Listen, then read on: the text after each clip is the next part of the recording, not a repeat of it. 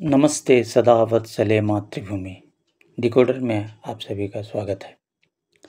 जय हिंद। आज हम चर्चा करेंगे जापान की। जापान में एक नए युग की शुरुआत होने वाली है।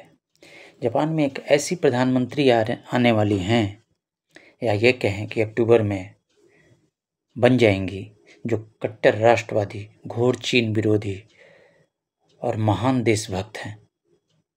वह अपने देश को पुरानी शौर्य और महाशक्ति बनाना चाहती हैं। होने वाली है। जापान की पहली पीएम का नाम साने तकाइची है। ये जापान की पहली महिला प्रधानमंत्री बनने की राह पर है। जापान की सत्ताधारी पार्टी लिबरल डेमोक्रेटिक ने शनिवार को यानी 4 अक्टूबर 2025 को साने तकाइची को अपना नया नेता चुन लिया। 64 साल की तकाइची अब जापान की पहली महिला प्रधानमंत्री बनने की ओर अग्रसर हैं। तकाइची ने पार्टी मुख्यालय पर हुए वोटिंग में सेंटारिस्ट उम्मीदवार शिंजिरो कोइजुमी को हराया। जापान की संसद, जिसे डाइट कहा जाता है, मध्य अक्टूबर में औपचारिक रूप से उन्हें प्रधानमंत्री चुन लिया जाएगा। तकाइची शिगेरू इशिबा की जगह लेंगी, जिन्होंने सिर्फ 1 साल पहले प्रधानमंत्री पद संभाला था। एलडीपी इस समय संकट में है। पार्टी संसद के दोनों सदनों में वो अपना बहुमत खो चुकी है। इशिबा के खिलाफ पार्टी के भीतर भी असंतोष था, जिसके चलते उन्हें इस्तीफा देने की घोषणा करनी पड़ी। यह असंतोष सिर्फ पार्टी के अंदर ही नहीं, इसका एक कारण ट्रंप के टैरिफ नीति को भी माना जाता है। तकाइची की जीत को पार्टी के दक्षिणपंथी राइट विंग के धैर्य की जीत के रूप में देखा जा रहा है। अपनी जीत के बाद तकाइची ने कहा कि लोग सवाल कर रहे हैं कि एलडीपी आखिर किसके लिए खड़ी है। क्या हमें जनता की मुश्किलें समझ आती हैं? पार्टी की नीतियों में कोई दूरदृष्टि नहीं दिख रही है? क्या पार्टी ने सामाजिक भावनाओं से किनारा कर लिया है? क्या पार्टी समाज और अपने लोगों के भावनाओं को समझ नहीं पा रही है? यही सब बातें उन्होंने बताया। अब चलते हैं तकाइची का एजेंडा आखिर क्या होगा। हमारी समझ से तकाइची का एजेंडा जो है, राष्ट्रवाद और सैन्य मजबूती और जापान को फिर से महाशक्ति बनाने का, शिंजो आबे का सपना पूरा करने का होगा। तकाइची खुद को शिंजो आबे की राजनीतिक विरासत का उत्तराधिकारी मानती हैं। शिंजो आबे 2012 से 2020 तक प्रधानमंत्री रहे और 2022 में उनकी हत्या हो गई थी। उनकी हत्या के ऊपर बहुत सारी जासूसी एजेंसियों का नाम आया, जिसमें चीन प्रमुख रूप से था। पता नहीं उस जांच का क्या हुआ, वो जांच को दबा दिया गया। परंतु तकाइची भी उनकी तरह ही राष्ट्रवादी और सामाजिक रूप से रूढ़िवादी और आक्रामक आर्थिक नीतियों के समर्थक हैं। वो पूर्व ब्रिटिश प्रधानमंत्री मार्गरेट थैचर को अपना आदर्श मानती हैं। वह जापान के संवैधानिक, पैसिफिक, अहिंसा और युद्ध विरोध नीति को बदलना चाहती हैं, खासकर अनुच्छेद 9 को, जो कहता है कि जापान अपना सेना नहीं रखेगा। अब आइए जानते हैं कि अनुच्छेद 9 क्या है। इसकी शुरुआत होती है हिरोशिमा और नागासाकी पर परमाणु बम के इस्तेमाल से जापान को घुटने पर ला दिया गया। इसके बाद महज कुछ सालों में वो एक साम्राज्यवादी ताकत से प्रशांत केंद्रित देश बन गया। युद्ध के बाद इसके संविधान में इस संक्रमण को और मजबूत किया और साल 1947 में संविधान स्वीकार किया गया। कब्जे वाली अमेरिकी सेना ने इसे लागू किया। इसमें एक शर्त, जिसे आर्टिकल 9 के तौर पर जाना जाता है, जिसका पहला पैराग्राफ युद्ध से दूर रहने की बात करता है, जबकि दूसरे में कभी भी सेना न रखने का वादा किया गया है। जापान की प्रशांत केंद्र नीति ने आर्टिकल 9 वो मुख्य वजह है जिसकी वजह से देश अपनी रक्षा जरूरतों और शांति की चाहत के बीच संतुलित बनाने में संघर्ष कर रहा है। और कुछ लोगों मानते हैं कि इस अनुच्छेद ने जापान को काफ़ी कमज़ोर कर दिया है, और कुछ लोग कहते हैं कि इसे बदलने की ज़रूरत है। क्या आप जानते हैं जापान में सेना शब्द का इस्तेमाल नहीं होता है, बल्कि उनकी जगह पर सेना को JSDF जापान आत्मरक्षा बल कहा जाता है, जिसका गठन द्वितीय विश्व युद्ध के बाद 1954 में किया गया था। ये बल सेना के बजाय आत्मरक्षा के लिए है, जिसका काम देश की रक्षा और प्राकृतिक आपदाओं में मदद करना और अंतर्राष्ट्रीय शांति अभियानों में भाग लेना है। जापान की सेना को जापान आत्मरक्षा बल कहते हैं, JSDF। ऐसा माना जाता है कि 1954 में आत्मसमर्पण के बाद इसका गठन हुआ था। इसका मुख्य कार्य देश की रक्षा करना है, न कि आक्रमण। अब हम वापस चलते हैं और जानते हैं कि तकाइची और क्या चाहती हैं। तकाइची चाहती हैं कि जापान की सैन्य ताकत इस तरह से बढ़ाई जाए। सैन्य make in Japan great again की नारा लेकर वो आई हैं, ताकि वह चीन जैसे देशों से मुकाबला कर सके। ध्यान दें, चीन जैसे देशों से। वे चीन के खिलाफ सख्त रुख रखने के लिए जानी जाती हैं, और साथ ही वो ताइवान के साथ एक सैन्य साझेदारी चाहती हैं। वो चाहती हैं कि ताइवान पर जब भी चीन अटैक करता है तो जापान ताइवान के साथ मिलकर चीन का मुकाबला करे। इसका कारण एक यह भी है कि ताइवान से 80 किलोमीटर दूरी पे जापान के कुछ द्वीप लगते हैं। वह यासुकुनी मंदिर भी जाती हैं, जो जापान के युद्धकालीन सैनिकों को श्रद्धांजलि देता है। इससे पहले बहुत सारे जापान के प्रधानमंत्री यासुकुनी मंदिर जाने से डरते थे, क्योंकि वामपंथी इससे नाराज हो जाएंगे। लेकिन शिंजो आबे के बाद हमेशा जाने वालों में तकाइची भी हैं। यासुकुनी मंदिर जो है वो जापान के युद्धकालीन सैनिकों को श्रद्धांजलि देता है, जिसमें से कुछ युद्ध अपराधी भी शामिल हैं।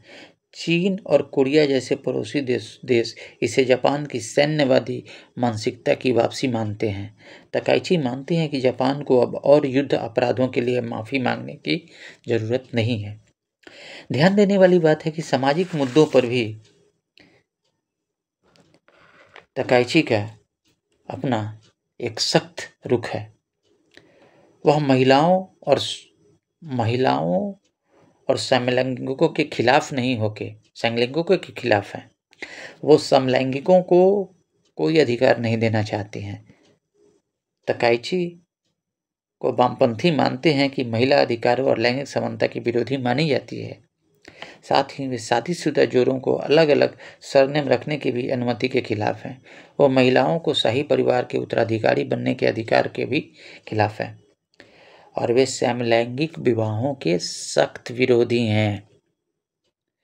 वामपंथियों के सबसे बड़े जलती पूछ पर इन्होंने पैर रख दिया है।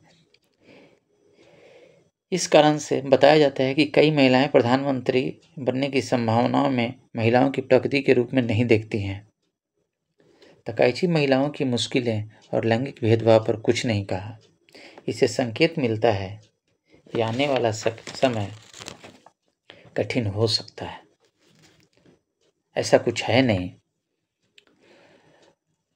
वह अर्थव्यवस्था में खर्च बढ़ाने की नीति, आर्थिक मामलों में भी इनकी अपनी अलग राय है, और वह राय शिंजो आबे की तरह ही है। वे सरकारी खर्च को बढ़ाकर और सस्ते कर्ज के जरिए अर्थव्यवस्था को आगे बढ़ाना चाहती हैं। वह जापान के सेंट्रल बैंक द्वारा ब्याज की दरों की बढ़ाने की आलोचक रही हैं, और मंदी से जूझ रही अर्थव्यवस्था को तेजी से बढ़ाने की बात करती हैं, भले ही इसका घाटा बढ़े या मुद्रास्फीति हो। वह एक आक्रामक नीति के साथ जापान को किसी भी तरह से सुपर पावर बनाना चाहती हैं। हाल ही में उन्होंने कंजम्पशन टैक्स घटाने की बात कही, लेकिन चुनाव के दौरान हंगामा ना हो जाए और विपक्ष इसके फायदा ना उठा लें, इसलिए विपक्ष के दबाव में इस बात को उन्होंने दबा दिया। अब आने वाले समय में शायद वो इसे आगे बढ़ाएं। तकाइची के सामने विदेश नीति और चुनौतियां काफ़ी हैं, लेकिन उन्होंने अपना सब कुछ प्लान करके रखा है। जैसे वो कहती हैं कि अमेरिका के राष्ट्रपति डोनाल्ड ट्रंप से जल्दी निपटना होगा उनको, क्योंकि अक्टूबर या नवंबर के लास्ट में डोनाल्ड ट्रंप जापान आने वाले हैं और ट्रंप और इशिबा के बीच जो व्यापार समझौते हुए हैं, तकाइची उस पर दोबारा बात करना चाहती हैं और एक नए ढंग से उस व्यापारिक समझौता को नया रूप देना चाहती हैं, नया प्रारूप देना चाहती हैं, क्योंकि जो समझौता ट्रंप के साथ हुआ है उसमें जापान की जो है काफ़ी सारा प्रॉफिट न के बराबर है और ज़्यादातर इन्वेस्टमेंट जापान की अमेरिका में, बल्कि उसका फ़ायदा जापान को नहीं होना है, उसका फ़ायदा भी अमेरिकन को ही मिलना है। इस कारण से वह उस पर दोबारा बातचीत करना चाहती हैं। साथ ही वह इमिग्रेशन पर भी काफ़ी सख्त है। उन्होंने कई बार बोला कि देश जापान और अमेरिका के अगस्त में जो डील है उसमें जापान अमेरिका में 550 अरब डील का निवेश करने का वादा किया था, जिसे तकाइची दोबारा से, मैं वही बात बता रहा था, दोबारा से उस ट्रेड को ऊपर बातचीत करना चाहती हैं। साथ ही विदेशियों के जापान में आने का नियम सख्त करने की मांग ऑलरेडी कर चुकी हैं। उनका मानना है कि गैर कानूनी रूप से आने वाले लोग के ऊपर सख्त कार्रवाई होनी चाहिए। अब जानते हैं तकाइची के कुछ पारिवारिक जीवन के बारे में। तकाइची 2017 में उनके पति से तलाक हो गया था। 4 साल बाद फिर वो साथ आए। साने तकाइची 2024 में अपनी पार्टी के सांसद ताकू यामामोटो से शादी की, लेकिन जुलाई 2017 में दोनों ने राजनीतिक मतभेद की वजह से तलाक ले लिया। उस समय उनके अलग होने की खबरें मीडिया में खूब छाई रहीं। 4 साल बाद 2021 में दोनों ने दोबारा शादी कर ली। इस तरह उसके बाद उन्होंने अपना सरनेम ताकू यामाटोआ से अपने को तकाइची कर लिया। सेकेंड वर्ल्ड वॉर में मारे गए सैनिकों की श्रद्धांजलि दी। जापान के जंग में मारे गए सैनिकों और आत्माओं को सम्मानित करने के लिए 1869 में यशुनी तीर्थस्थल बनाया गया था। राजधानी टोक्यो में स्थित इस स्थल के बारे में कहा जाता है कि यहाँ पे 25 लाख सैनिकों की आत्माएं हैं। यहाँ पर द्वितीय विश्व युद्ध में दोषी ठहराए गए युद्ध अपराधियों को भी सम्मानित किया गया है। विश्व युद्ध में जापानी सेना के अत्याचार जैसे नॉनकिंग नरसंहार, जबरन श्रमिकों का शोषण, यौन गुलामी के कारण चीन और दक्षिण कोरिया इसे जापानी साम्राज्यवाद का प्रतीक मानते हैं। ऐसे में जब जापान का कोई पीएम यासुकुनी का दौरा करता है तो ये नाराज हो जाते हैं। उनका मानना है कि इसे जापानी सैनिकों की क्रूरता को सही ठहराया जा रहा है। तकाइची ने पीएम की दावेदारी से पहले 15 अगस्त को यासुकुनी का दौरा किया था। तब इसकी काफ़ी चर्चा हुई थी। ये है जापान के नए कट्टर राष्ट्रवादी और घोर चीन विरोधी प्रधानमंत्री साने तकाइची की परिचय। कैसा लगा आपको? जापान को इस तरह से आगे बढ़ाने का जो सपना है इनका पूरा हो, हम यही भगवान से प्रार्थना करते हैं, क्योंकि जापान हमारा एक अच्छा सहयोगी देश है। इसी के साथ वीडियो कैसा लगा ज़रूर बताएं, कमेंट करें। जय हिंद, जय भारत। आपका दिन शुभ हो।